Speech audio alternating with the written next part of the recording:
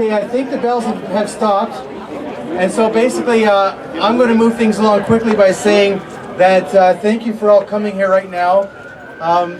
Nancy, can you come up? And we're going to start by having Aubert Martin speak from Vivre dans la dignité, Living with Dignity from Quebec.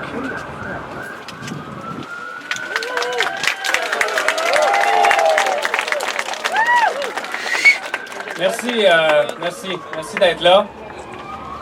Alors, comme Alex l'a dit, je m'appelle Aubert Martin, je suis le directeur général du réseau citoyen Vivre dans la dignité, qui est un réseau sans affiliation religieuse, sans affiliation politique. C'est des citoyens, comme vous et moi, qui sont préoccupés par l'arrivée de l'euthanasie et du suicide assisté dans notre pays.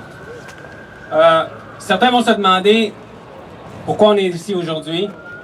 Après tout, le gouvernement s'apprête à passer une loi qui va légaliser officiellement l'euthanasie, le suicide assisté partout au Canada. Eh bien, on est ici pour plusieurs raisons.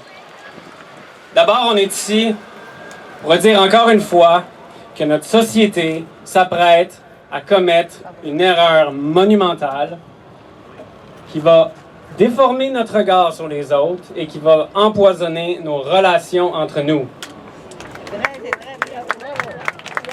Si on est ici aujourd'hui, c'est pas pour faire la promotion de la souffrance. Non. Tout le monde veut avoir des bons soins de santé. Tout le monde veut être bien soigné, veut être bien accompagné, soulagé, réconforté, surtout en fin de vie. Et c'est exactement la raison d'être des soins palliatifs. Mais la solution à la souffrance, c'est certainement pas de tuer les personnes qui souffrent. Ces derniers temps, on nous vante les mérites de l'aide médicale à mourir, comme si c'était la façon idéale de mourir au 21e siècle.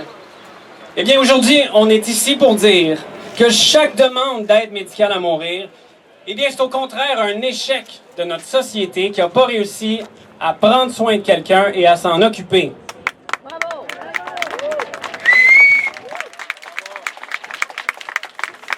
En ce sens-là, j'irais jusqu'à dire que l'aide médicale à mourir, c'est la mauvaise réponse à plusieurs bonnes questions. L'aide médicale à mourir, c'est important de se le rappeler. C'est avant tout de donner la mort à quelqu'un ou de l'aider à se suicider. Et le remède à l'euthanasie et au suicide assisté, c'est pas compliqué puis en même temps c'est complexe. C'est la solidarité humaine. C'est prendre soin les uns des autres.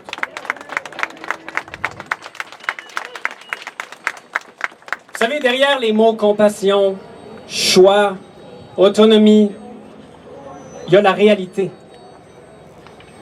Et le projet de loi du gouvernement libéral nous montre enfin le visage réel de ce que c'est l'aide médicale à mourir.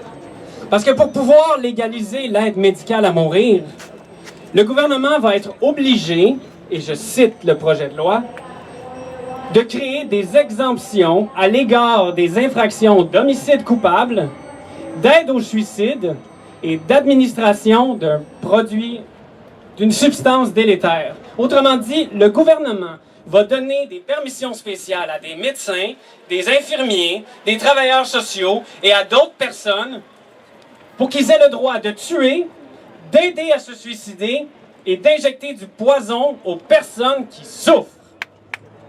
Bravo! Au Québec, on ose même appeler ça un soin de santé. En d'autres mots, en 2016, pour soulager la souffrance des gens, on va maintenant pouvoir les aider à se tuer avec leur consentement. Alors aujourd'hui, on est ici pour répéter que la dignité d'une personne humaine n'a rien à voir avec son apparence, sa condition physique ou son état de santé. Sinon, ça reviendrait à dire quoi? Hein? Que le corps d'Apollon, c'est le sommet de la dignité? Parce qu'il est grand, il est fort, il est autonome, puis il a besoin de personne? Personne n'habite sur une île déserte. Les gens ont besoin de nous et nous, on a besoin des gens. Et c'est encore plus vrai quand on devient faible et qu'on devient fragile. Aujourd'hui, on est ici pour protéger la dignité des personnes les plus fragiles qui se sentent menacées devant le nouveau standard qu'on colle à la race humaine. Alors un grand merci à chacun de vous qui a pris le temps de se déplacer aujourd'hui pour témoigner votre solidarité envers ces personnes-là. Merci beaucoup.